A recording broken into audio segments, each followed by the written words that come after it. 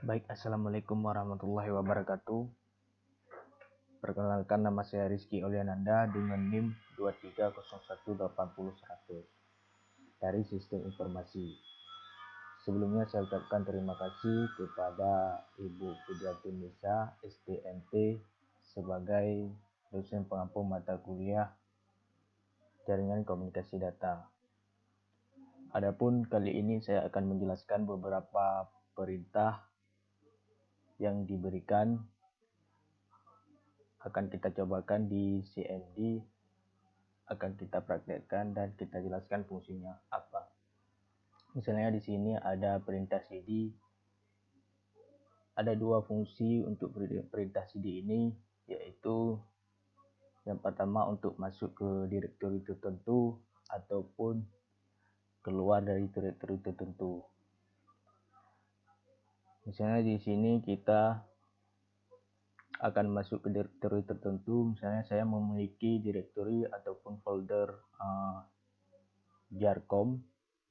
Kita ketikkan CD, nama foldernya apa, misalnya Jarkom, karena sudah ada folder Jarkom di laptop saya, kita enter kan. Nah, maka di sini langsung masuk ke dalam folder Jarkom. Nah, misalnya kita mau keluar lagi dari folder Jarkom ini, kita ketikkan CD titik-titik, kita enter, maka akan keluar dari folder Jarkom.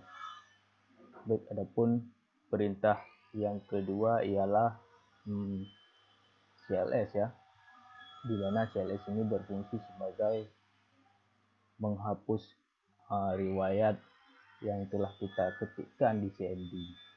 Nah, misalnya seperti ini, kita contohkan, kita ketikkan CLS, maka kita enter, maka semua riwayat yang telah kita ketikkan di dalam CMD akan terhapus. Nah, adapun selanjutnya ada perintah dir. Dir ini berfungsi untuk melihat apa saja isi yang ada di folder ataupun direktori tertentu. Misalnya kita mau lihat isi dari folder Jarkom tadi, bisa kita ketikkan dir, nama foldernya Jarkom, kita enterkan, maka akan keluar isi dari folder Jarkom ini ya. Baik, adapun perintah selanjutnya ialah ipconfig ya, dimana fungsi ipconfig ini sebagai untuk melihat informasi mengenai jaringan apa saja ataupun koneksi apa saja yang terhubung dengan laptop kita. Misalnya kita coba seperti ini, ipconfig. Nah, maka akan terlihat informasi apa saja yang kita dapatkan. Misalnya di sini saya terhubung dengan sebuah WiFi. Nah, di sini kita bisa mendapatkan informasi mengenai WiFi tersebut.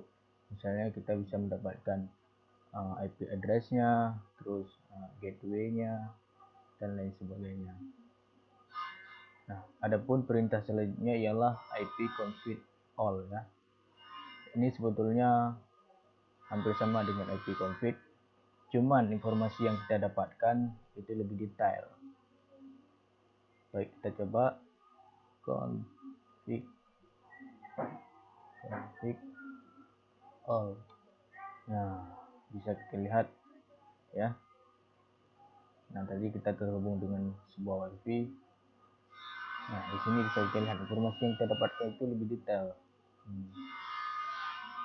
Misalnya di sini kita bisa mendapatkan informasi mengenai DHCP servernya dan lain sebagainya. Nah, adapun perintah selanjutnya ialah ipconfig garis miring tanda tanya. Nah, ini sebenarnya berfungsi untuk kita coba terlebih dahulu ipconfig-nya, ipconfig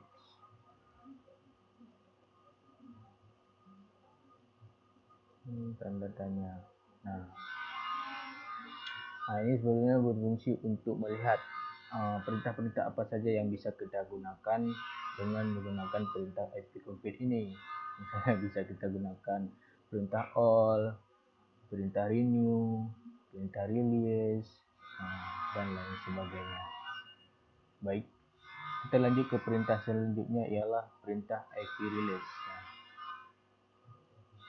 Nah, ini perintah ip release ini berfungsi sebagai untuk memutus jaringan yang terhubung dengan komputer kita atau laptop kita. Sebagai contoh, misalnya saya terhubung dengan sebuah wifi dengan nama wifi-nya IO. Nah, kalau misalnya kita ketikkan perintah release ini akan terputus. Coba kita coba. Nah, kita CS dulu. Kita coba ipconfig release starter.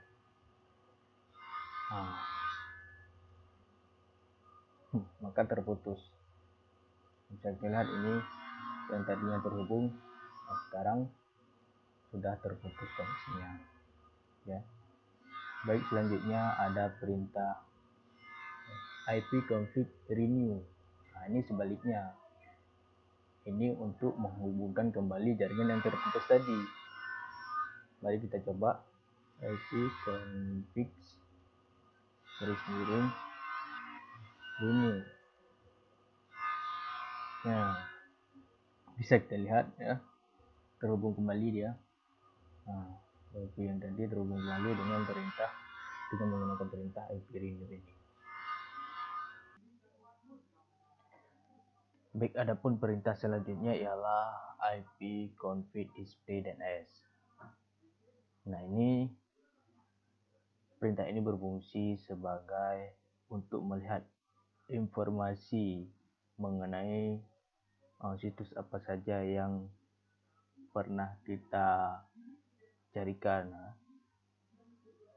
Misal kita coba, kita copy aja, percepat, kita enterkan. Nah, di sini bisa kita lihat informasi mengenai situs-situs yang pernah kita akses. Itu domainnya dan lain sebagainya. Oke, kita CSkan lagi. Nah, sekarang kita lanjut ke perintah selanjutnya, yaitu perintah ipconfig display.s. Kita coba dulu, tekan saja, kita pastikan, kita enterkan. Nah, ini bisa kita baca bahwa perintah ini berfungsi sebagai untuk menghapus change DNS-nya, change DNS yang berupa situs-situs yang pernah kita akses itu. Nah, ini secara umum biasa digunakan ya. Misalnya kita tidak bisa terhubung dengan situs tertentu, padahal kita sudah terhubung dengan suatu internet. Nah, perintah ini bisa kita gunakan supaya untuk membersihkan seluruh change DNS yang ada di jaringan kita gitu.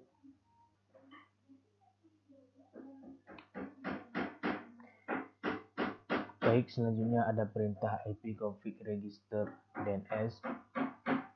Baik, kita coba dulu.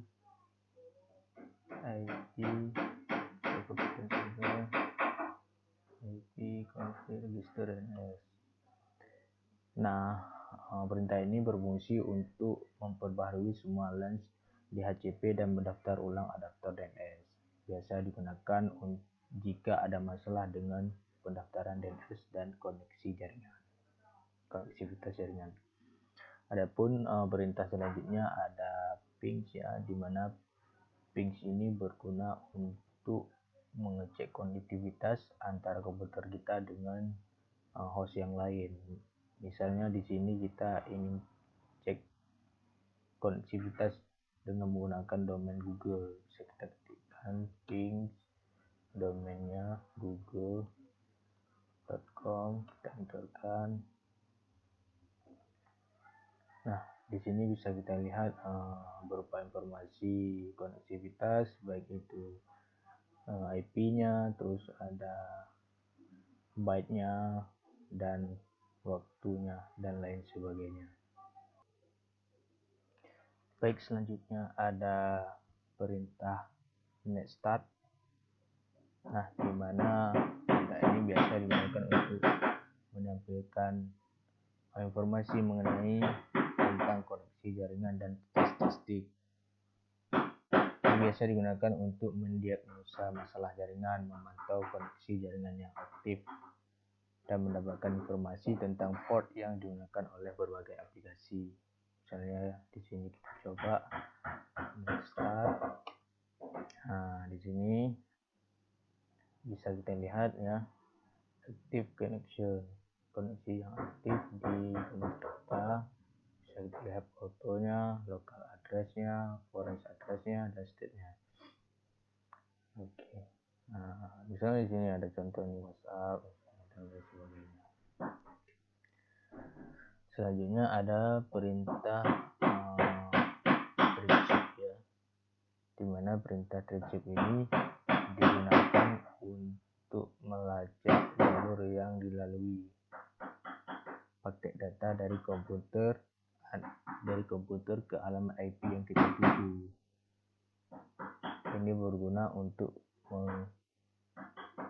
mengecek masalah koneksi jaringan dan mendapatkan informasi koneksi jaringan. Misalnya kita ingin mengecek koneksivitas dengan google.com, kita ketikkan traces, nama domain google.com.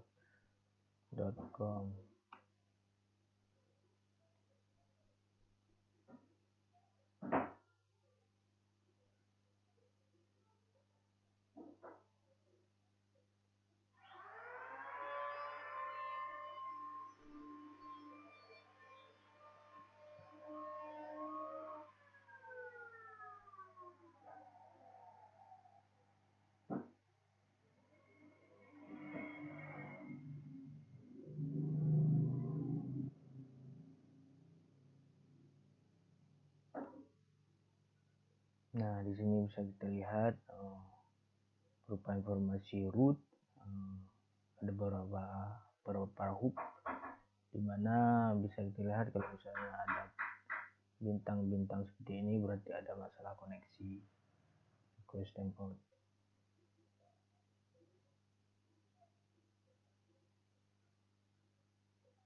Baik, selanjutnya ada perintah patch ping, di mana perintah patch ping ini merupakan gabungan dari fungsi ping dan tracing.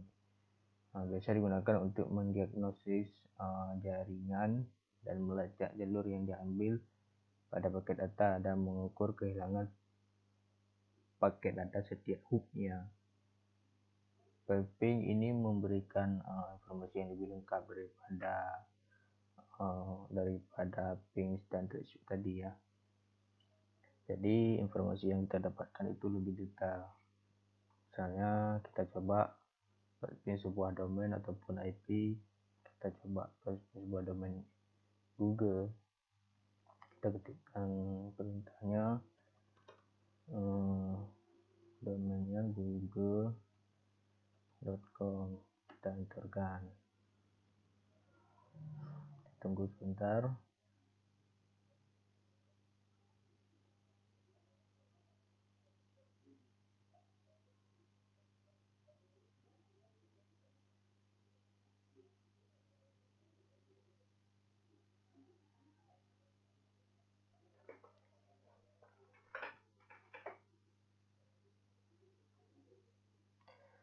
Nah, di sini terdapat beberapa informasi ya mengenai IP ini. Misalnya di sini ada beberapa hub dari 0 sampai 12 yang ditampilkan tentang koneksivitas dengan nama google.com. Baik, selanjutnya ada perintah nslookup. Nah, sebelumnya kita coba terlebih dahulu untuk nslookup sebuah domain, yaitu domain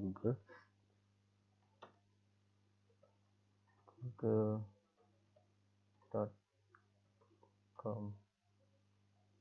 Nah, di sini kita mendapatkan beberapa informasi tentang domain google.com, baik itu server, address, names, dan lain sebagainya.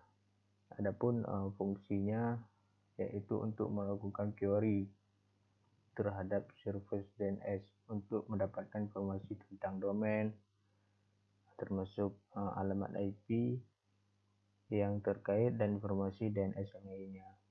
Biasa digunakan untuk mendiagnosa masalah terkait nama domain dan koneksi jaringan.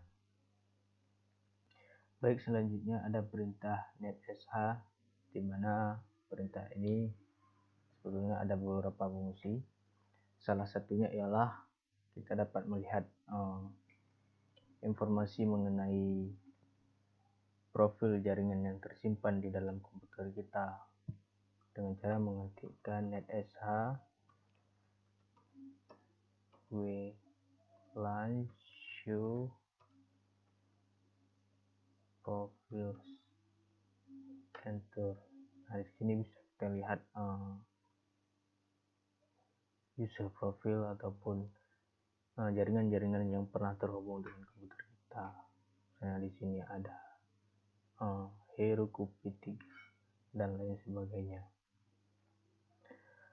Adapun perintah selanjutnya ialah root, di mana perintah root ini digunakan untuk menampilkan dan mengelola tabel routing yang tersimpan di sistem operasi kita ataupun di komputer kita. Misalnya kita mau menampilkan tabel rootnya, bisa kita ketikkan root print. Nah, di sini terdapat tabel root mengenai jaringan yang ada, baik itu jaringan active root, interval list, dan lain sebagainya. Baik, yang terakhir ada perintah next ya. Next, di mana perintah next ini sangat berguna di Windows untuk mengelola beberapa aspek jaringan dan pengaturan sistem. Dengan menggunakan perintah next, Anda dapat melakukan banyak fungsi terkait jaringan dan layanan, termasuk mengelola koneksi jaringan, berbagi file, dan memanipulasi akun pengguna. Nah, misalnya kita di sini ingin mencoba sebuah layanan ya. Kita ingin mencoba sebuah layanan yang berfungsi untuk mengupdate Windows kita dengan cara mengetikkan start net start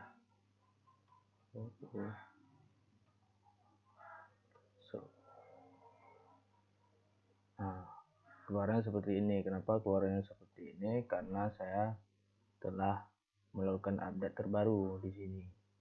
Nah, di sini karena sebelumnya sudah saya lakukan update, maka keluar informasi bahwa update sudah ada sebelumnya gitu. Baik, adapun kesimpulan dari 20 perintah yang telah kita coba tadi, itu merupakan perintah yang sangat berguna, baik itu untuk melakukan layanan tertentu ataupun mengecek koneksi jaringan tertentu dan lain sebagainya. Jadi biasanya digunakan seorang networking ya, untuk mengecek kualitas jaringan, mengecek masalah-masalah tentang jaringan, mengecek apakah ada kendala, baik itu kendala dengan sebuah IP, kendala dengan sebuah domain, dan lain sebagainya. Baik, sekian penjelasan dan praktek dari 20 perintah tadi. Apabila ada kesalahan dari saya mohon maaf. Saya tutup. Assalamualaikum warahmatullahi wabarakatuh. Terima kasih.